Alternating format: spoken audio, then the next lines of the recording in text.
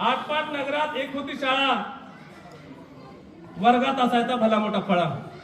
आटपाट नगरात एक होती शाळा, वर्गात असायचा भला मोठा फळा। वर्गामध्ये पोरं असायची 16, वर्गामध्ये पोरं असायची 16, सेमडा गण्या भलताच काळा। वर्गामध्ये पोरं असायची 16, सेमडा गण्या भलताच काळा। पुढचा ऐका नाही का?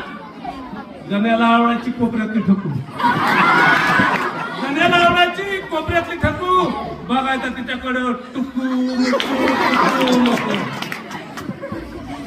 ठकूला लागली गण्याची कुणकुण, ठकूला लागली गण्याची कुणकुण, मैत्रिणीच्या घोळक्यात करायची भुनभुन।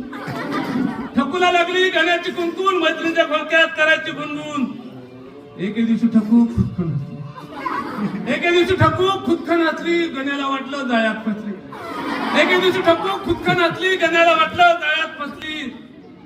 ठकूसाठी गण्या येडा पिसा व्हायचा, जरी काही समजत नसलं ठकूसाठी गण्या येडा पिसा व्हायचा, दररोज शाळेला नेमाने यायचा।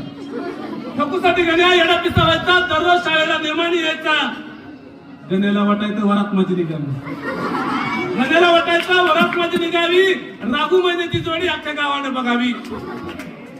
एके दिवशी अचानक वरात गावात आली गण्या, एके दिवशी अचानक वरात गावात आली, कोपऱ्यातली ठकी लगून करून गेली। एके दिवशी अचानक वरात गावात आली, कोपऱ्यातली ठकू लगीन करून गेली। ठकूच्या लग्नात गाव सगळा जेवला, कोकळे सर। ठकूच्या लग्नात गाव सगळा जेवला, का कुणाच ठाऊक गण्या उपाशीच राहिला, का कुणाच ठाऊक गण्या उपाशीच राहिला।